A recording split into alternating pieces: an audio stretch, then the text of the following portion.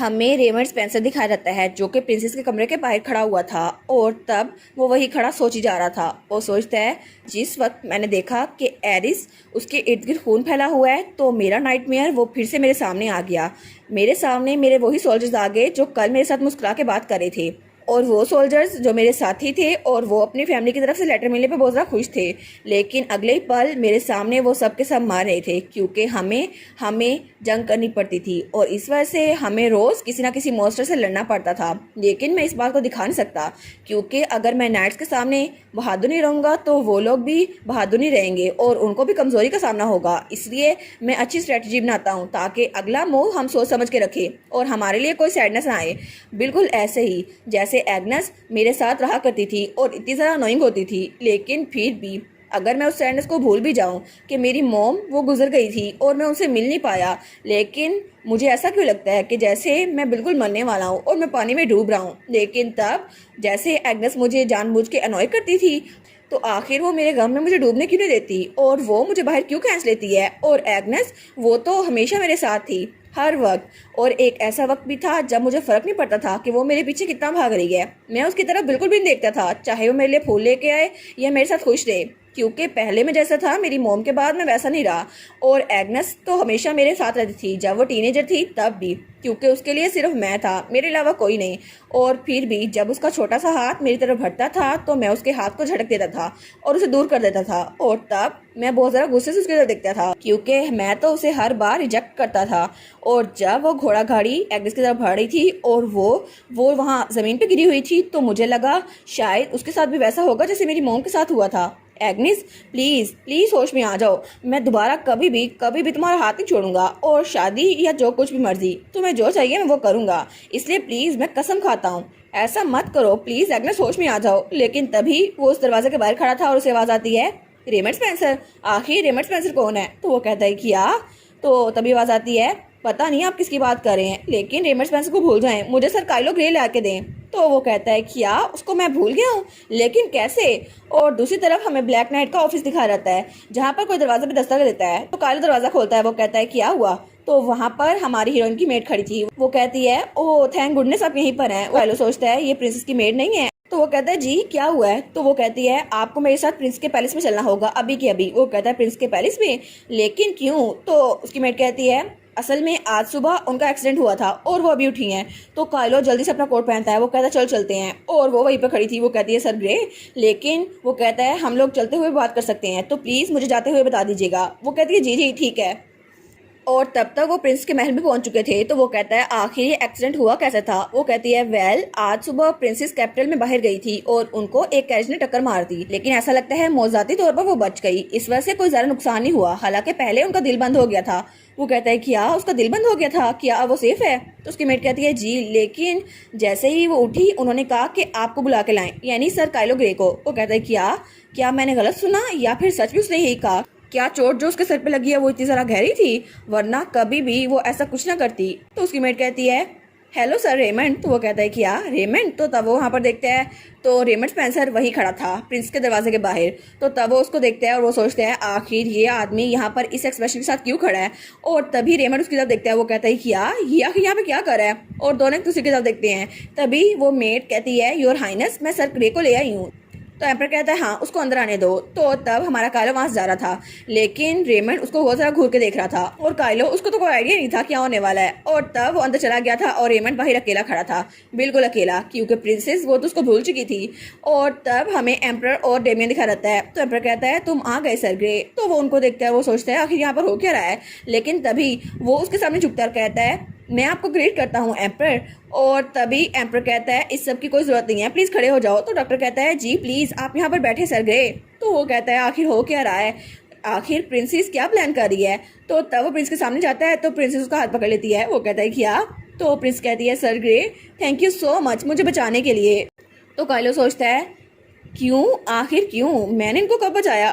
तो तब पीछे से एम्पर वो कहता है काइलो का हाथ पकड़ने की तो कोई जरूरत नहीं था ना, आखिर प्रिंसेस मेरी बेटी तुमने ऐसा क्यों किया। तो हमारी हीरोइन उसकी बात अनसुनी कर देती है। वो कहती है सरप्राइजिंगली मेरे पास बहुत ज़्यादा एक्सपीरियंस थी, लेकिन मुझे सिर्फ ये याद है कि आपने मेरी जान बचाई थी, और आपने सिर्फ एक बार मेरी जान नहीं बचाई। जब मैं मॉन्स्टर सबजुगेशन के लिए गई थी तो आपने मेरी जान बचाई थी, और जब मैं उसके बाद किसी मिशन पे गई थी तब भी आपने मेरी जान बचाई थी, और मेरे पास सिर्फ यही मेमोरीज हैं कि हर बार आपने मेरी जान बचाई है, पता नहीं कितनी बार। तो जब मैंने अपनी आंखें खोली मैं आपको थैंक यू बोलना चाहती थी, तो प्लीज़ मैं आपको थैंक यू बोलती हूँ। तो डेमियन डॉक्टर से कहता है क्या इसका memory issue code doctor found कर सकते हैं, मुझे ऐसा लगता तो नहीं कि इसकी मेमोरी लॉस हुई है। तो तब वो पीछे से कहती है ये इतना अनोइंग है। तो तब वो कहती है ब्रदर आपकी वॉइस बहुत ज़्यादा शार्प है, तो ये मुझे सर दर्द दे रही है, प्लीज़ क्या आप यहाँ से जा सकते हैं। वो कहता है क्या, तो वो कहती है क्योंकि यहाँ बहुत ज़्यादा शोर हो रहा है। वो कहता है आखिर तुम ये क्यों कह रही हो।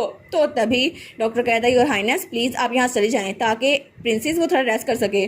तो एम्पर कहता है हाँ डेमियन जाओ अपने क्वार्टर्स में वापस। वो कहता है सच में मुझे जाना पड़ेगा। तो वो मुलट करके वहाँ चल जाता है। वो कहता है ठीक है मैं जा रहा हूँ। तो तभी डॉक्टर कहता है योर हाइनेस प्रिंसेस मुझे लगता है कि हम लोग आप पे कुछ एग्जामिनेशन करेंगे, तो आपको थोड़े दिनों के लिए यहीं पर आना पड़ेगा, और सर काइलो ग्रे कुछ दिनों के लिए इनसे मिलने आ सकते हैं। तो प्रिंस कहती है कि ऐसा है, काइलो को यहाँ पर आना पड़ेगा, और वो तो बड़ी खुश हो गई थी।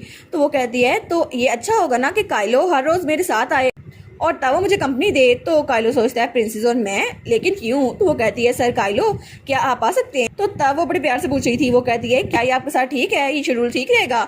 वो कहता है जी अगर आपका हुक्म है तो फिर मैं कुछ भी कर सकता हूँ। वो कहती है थैंक यू सो मच, आपकी बहुत ज़्यादा हेल्प होगी।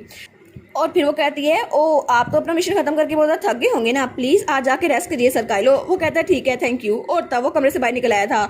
वो सोचता है मुझे सच में समझ नहीं आ रहा आखिर हो क्या रहा है। अभी अचानक मेरे पास प्रिंसेस की मेड आई और उसने मुझे कहा प्रिंसेस का एक्सीडेंट हुआ है, लेकिन वो वापस से जिंदा हो गई थी और उनका तो दिल बंद होने वाला था। और रेमंड स्पेंसर वो तो प्रिंस के दरवाजे के बाहर खड़ा था, लेकिन वो ऐसे मुंह लटकाए हुए क्यों था। और प्रिंसेस ने मुझे कहा वो मेरे साथ रहना चाहती है, लेकिन ऐसा सब कुछ क्यों हो रहा है। और तभी वो सोचता है कहीं प्रिंस को वो बात याद तो नहीं आ गई, लेकिन नहीं ऐसा कुछ नहीं हो सकता। और इसको सोच के तो मेरा फेस रेड हो रहा है, लेकिन शायद सच में उनकी मेमोरी पे फर्क पड़ा है, वरना मुझे कभी ना बुलाती। और उसके बाद जब डॉक्टर और एम्पर वहाँ चले गए थे तो हमारी प्रिंसेस कमरे में अकेली थी। और तब वो सोचती है ये तो बहुत ज़्यादा अच्छा हो गया, और वो बेड पे लेटते हुए बहुत ज़्यादा हंसती है। वो कहती है कितना अच्छा होगा ना, अब मैं काइलो के साथ हमेशा रहूंगी, है ना, हर रोज़ चीज़ें तो बड़ी अच्छी जा रही हैं और मेरे लिए तो बहुत ज़्यादा अच्छा है। और मुझे तो इर्द गिर्द लोगों से कॉशियस भी नहीं रहना पड़ेगा क्योंकि काइलो वो तो मेरे साथ रहेगा ना, और मोर इम्पोर्टेंटली मैं काइलो के करीब हो सकती हूँ। और ये बात तो सब समझेंगे ना, मैं अपनी मेमोरी के लिए ये सब कुछ कर रही हूँ। और तब वो बैठते हुए कहती है इससे भी ज़रा ज़रूरी बात, मेरे पास ये चीज़ है ना, ये रैलिक, ये होली रैलिक मेरे बहुत ज़्यादा काम आएगा। और तब वो उस रैलिक को उतारने लगती है। वो कहती है रेमंड ने बहुत ज़्यादा मुश्किलात फेस की थी ना इसको लेने के लिए, लेकिन मुझे ये आराम से मिल गया, बस कोर्ट से मांगा और उसने दे दिया। और तब वो लॉकेट बनाते हुए उसको पहनने लगती है। वो कहती है जब भी इसकी जरूरत पड़ेगी तो मैं काइलो को ये दे दूंगी, और इस तरह अभी के लिए मैं इसको ये रख लेती हूँ क्योंकि काइलो के लिए तो मैं कुछ भी कर सकती हूँ। और उसके बाद सीन चेंज होता है और हमें अगले दिन का सीन दिखा रहता है जब काइलो अपने ऑफिस में था। तो तभी वो कहता है आप अंदर आ सकते हैं, और वहाँ पर कोई आदमी था। वो कहता है सर ग्रे हर हाइनेस प्रिंसेस ने कहा है कि अगर आप अवेलेबल हैं तो आपको पोलाइटली यहाँ पर लेकर आऊँ। वो कहता है पोलाइटली, और वो तो डॉक्यूमेंट पे काम कर रहा था। वो सोचता है मुझे लगा ही था कल वो ख्वाब है, लेकिन वो तो रियलिटी थी। तो उठते हुए कहता है हाँ मैंने अपना सारा काम खत्म कर लिया है, तो मैं आपके साथ अभी चलता हूँ। तो वो आदमी कहता है ठीक है आपका थैंक यू, आपके पास वक्त है तो प्लीज़ हमारे साथ आइए। और काइलो उसके साथ ही वहाँ से जा रहा था। और काइलो सोचता है ये तो पहली बार है ना कि प्रिंसेस ने मुझे खुद बुलाया है, लेकिन शायद उनकी हेल्थ की वजह से मुझे वहाँ जाना पड़ेगा। आई होप कि मैं उनको प्रॉपर्ली फेस कर सकूं। और वैसे भी वो उनकी कटसी की वजह से है, वरना वो तो मुझे ऑर्डर देती हूँ मैं वहाँ पर आ जाता। और तब वो प्रिंस के महल के हाईवे से गुजरा था। वो कहता है मैंने सुना था हर हाइनेस की मेमोरी के साथ कोई मसला है, लेकिन आखिर हो क्या रहा है। तो बटलर कहता है वेल मैं आपको बताना तो चाहता हूँ। तो हमारा काइलो कहता है मैं तो सिर्फ इसलिए पूछ रहा हूँ ताकि मैं हर हाइनेस प्रिंस के सामने कोई मिस्टेक ना कर दूँ। तो बटलर कहता है असल में आपको पता है ना प्रिंसेस सर रेमंड स्पेंसर को बहुत ज़्यादा एडमायर किया करती थी। वो कहता है हाँ मुझे ये पता है।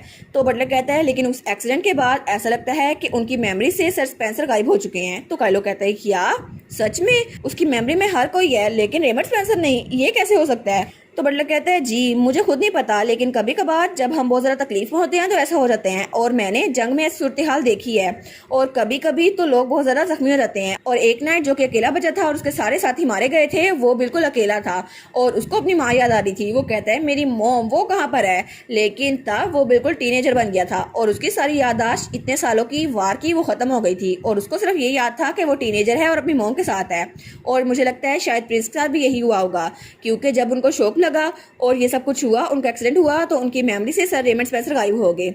तो वो सोचता है मुझे लगता है शायद मैं समझ सकता हूँ, क्योंकि एम्परर की मोस्ट चेरिश ट्रेजर वो तो प्रिंसेस है ना, और वो एम्पीरियल पैलेस के टिकिंग बॉम्ब की तरह है, लेकिन रेमंड स्पेंसर उसको हमेशा इग्नोर किया करता था, तो शायद उसको ये दुख बहुत ज़्यादा लगता है। तो बटलर कहता है मुझे लगता है उनकी मेमोरी में थोड़ा फर्क पड़ा है और उनकी पर्सनैलिटी भी थोड़ी चेंज हो गई है। तो काइलो कहता है क्या वो पहले से ज़्यादा अग्रेसिव हो गई है, ज़रा गुस्सा करने लग गई है।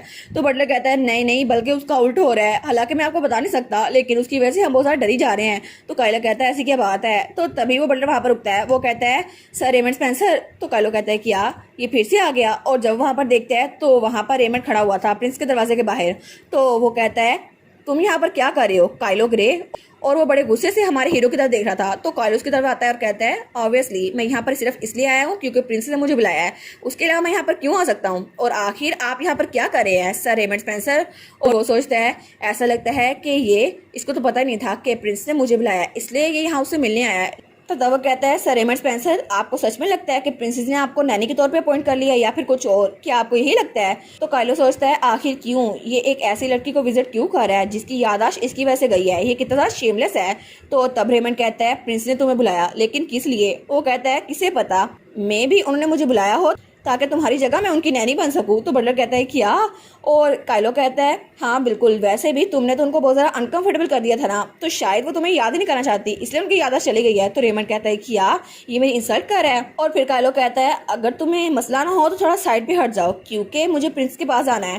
तो बटलर कहता है सर काइलो। तो वो दोनों चुप हो रहते हैं। वो कहता है क्या हुआ। तो वो कहता है सर काइलो ग्रे आ चुके हैं योर हाइनेस। तो वो दोनों कहते हैं अच्छा, तो ये प्रिंस से कह रहा था। तो तब बटलर कहता है चलो कम से कम मेरी जान तो छूटी, मैं तो बहुत ज़्यादा डर गया था और मैं तो बहुत ज़्यादा थका हुआ हूँ। और उसके बाद दरवाज़ा खोल के हमारा कालो अंदर जाने लगता है, और जाते हुए वो रेमंड को देखता है, और रेमंड भी बड़े गुस्से से उसको देख रहा था, लेकिन वो बड़े गुस्से में आया हुआ था और अपनी मुट्ठी बंद करता है। वो सोचता है इस काइलो ग्रे की हिम्मत कैसी हुई प्रिंस के पास आने की।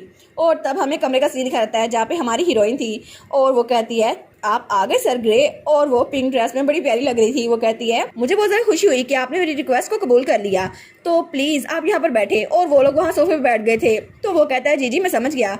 और तब वो कहती है इस चाय की खुशबू बहुत ज़्यादा अच्छी है, तो प्लीज़ आप इसे ले। वो कहता है जी मैं समझ गया। और तब वो चाय पीते हुए उसको देखता है। वो दिल में सोचता है मुझे पता था वो बहुत ज़्यादा ब्यूटीफुल है, लेकिन कभी भी मैंने उनको करीब से नहीं देखा, और अब मैं उनको करीब से देख रहा हूँ तो वो सच में बहुत ज़्यादा खूबसूरत है। वो कहती है यूजली तो मैं चाय इस वक्त ही पीती हूँ, लेकिन आपके बगैर पीने में मुझे मज़ा नहीं आता, और इस वक्त मुझे बहुत ज़्यादा स्पेशल फील हो रहा है। और वो चाय पीते हुए ये बात कर रही थी। तो काइलो बेचारा वो तो ब्लश करने लग गया था। वो सोचता है शायद मैं कुछ ज़रा ही सोची जा रहा हूँ, लेकिन वो सोचता है मैं तो सही से बात भी नहीं कर पा रहा, आखिर वो मेरी तरफ देखकर स्माइल क्यों कर रही हैं। तो हमारी हीरोइन तो बड़ी खुश थी। वो कहते हैं मैं काइलो के साथ बैठी चाय पी रही हूँ। वो कहती है रॉयल फिजिशियन ने कहा था कि मुझे थोड़ी देर वॉक करनी चाहिए, तो क्या आप मेरे साथ चल सकते हैं। वो कहता है जी जी मैं आपके साथ चल सकता हूँ। और वो खड़ा होता है, कहता है हमें गार्डन में जाना है ना, तो जैसा आप कहेंगी मैं वहाँ पर चलूंगा। तो हमारी कहती है हाँ बिल्कुल हमें गार्डन में ही जाना है, लेकिन तब वो काइलो की तरफ देखी जा रही थी। तो काइलो सोचता है पता नहीं मेरी तरफ घूर क्यों रही हैं, लेकिन वो तो ब्लश करने लग गया था। वो कहती है क्या आपको पता है सर काइलो ग्रे। वो कहता है हाँ क्या। तो वो कहती है आपकी आंखें सच में बहुत ज़्यादा कैप्टिवेटिव है। वो सोचता है क्या इन्होंने क्या कहा, मेरी आंखें, लेकिन मेरी आंखों के बारे में क्या। और तब उसे याद आता है जब उसकी स्टेप मदर और स्टेप ब्रदर कहते हैं तुम घूर किसकी तरफ रहे हो, और तुम्हारी आंखें तो बिल्कुल तुम्हारी मॉम की तरह है। और जब लिलियाना सेंटस ने कहा था ओ डियर ये कितना ड्रावना है ना, इसकी आंखें ऐसी क्यों हैं। वो कहता है मेरी आंखें, लेकिन क्या सच में इनको पता भी है क्या कह रही हैं। अगर इनको पता है कि मेरी आंखें वो कितना ज़्यादा ड्रावनी है, तो शायद ये बात ना करें। तो प्रिंस उठते हुए कहती है क्या हम लोग वॉक के लिए चलें अगर तुम्हारी चाय खत्म हो गई है। वो कहता है वेरी वेल हम लोग चलते हैं। और तब वो खड़ा होता है, तो हमारी हीरोइन उसका हाथ पकड़ लेती है। तो वो कहता है क्या। तो तब वो कहती है हम लोग इकट्ठे चलेंगे है ना, तो हमें हाथों में हाथ डाल के जाना चाहिए, चलो चलते हैं सर काइलो ग्रे। वो कहता है सच में प्रिंसेस, लेकिन आखिर ऐसे कैसे। और वो प्रिंस को देखता है और प्रिंसेस उसको देखती है। वो कहता है आखिर प्रिंसेस मेरे इतने करीब क्यों हैं, हमें तो ऐसे नहीं जाना था ना, लेकिन हम लोग ऐसे क्यों जा रहे हैं। और इसी के साथ ये वाला पार्ट यहीं पर ख़त्म। तो आप लोग बताइएगा आप लोग को ये पार्ट कैसा लगा, और वीडियो को लाइक और चैनल को सब्सक्राइब लाजमी कीजिएगा। बाकी वीडियोस का लिंक भी स्क्रीन पर नज़र आ रहा होगा, तो काइंडली उनको भी चेकआउट कर लें। और thank you so much for watching my videos. Stay safe, bye bye.